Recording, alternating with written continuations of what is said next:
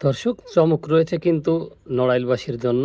আর সেটা কিন্তু শুধু নড়াইল নয়, গোটা বাংলাদেশের টিকটকার এবং ফেসবুকের কিছু সভ্য ঘরের অসভ্য মেয়েরা পুরুষ ছেলে দেখলে, ভালো চেহারা দেখলে, একটু পয়সা দেখলে, ভালো জামা দেখলে, গাড়ি দেখলেই তাদের ফাঁদে পড়ে যায়।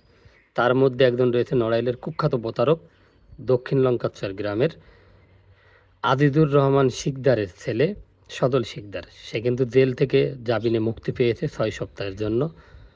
এর আগে সে জেল হাজতে ছিল, আপনারা জানেন, আমি ভিডিওতে প্রকাশ করেছিলাম। আর সে কিন্তু বিভিন্ন হুজুর মেয়েদের নিয়ে, বিভিন্ন মেয়েদের নিয়ে টিকটক করে।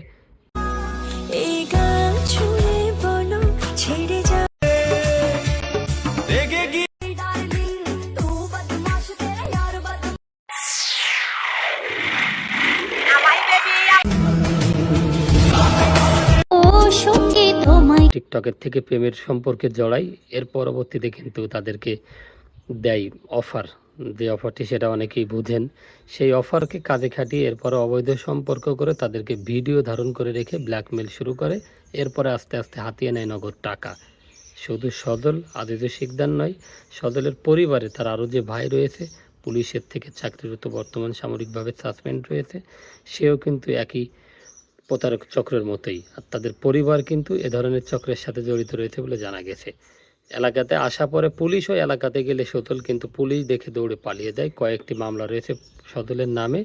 সে আদালত থেকে জামিনে এসেছে, এসে কিন্তু এলাকাতে রয়েছে। আর এই জামিনের যে খরচ বরচ হয়েছে, এ টাকা কিন্তু মেয়েদের উপর দিয়ে তুলে নিবে ওই পরিবার।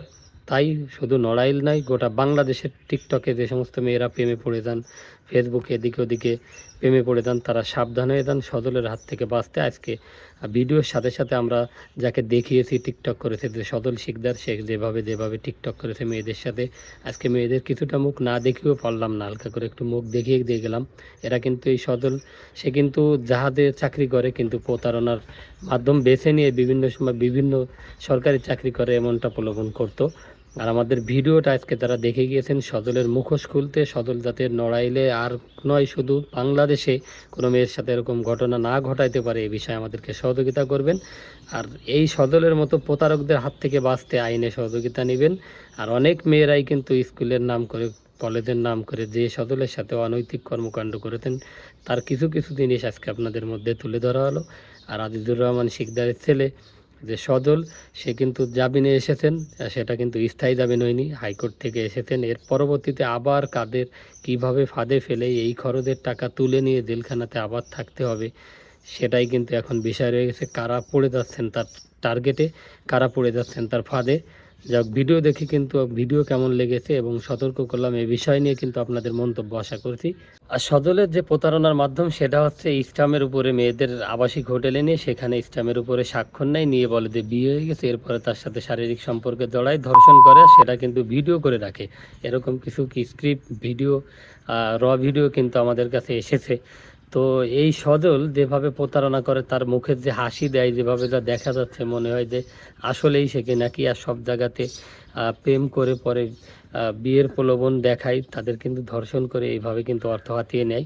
আর তারও কিন্তু স্ত্রী রয়েছেন, একজন পুলিশ সদস্য, সেও কিন্তু মামলা করেছে। সদল কিন্তু বাংলাদেশব্যাপী ভাইরাল। আর সদল কিন্তু বিভিন্ন ফেসবুক আইডি থেকে বিভিন্ন গণমাধ্যম কর্মীদের ভয়ভীত দেখাচ্ছে যে পারলে এবার লঙ্কাচর গ্রামে কেউ কেউ পাঠালে এখান থেকে লাশ হয়ে যেতে হবে, ফিরে যেতে দেবো না ধর নিয়ে। তাহলে কি ক্ষমতাধর ব্যক্তি ওখানে ইতনা ইউনিয়নের দক্ষিণ লঙ্কাচর এলাকাতে বসবাস করতে সদল, সেটা কিন্তু সবাইকে জানতে হবে। আল্লাহ হাফেজ।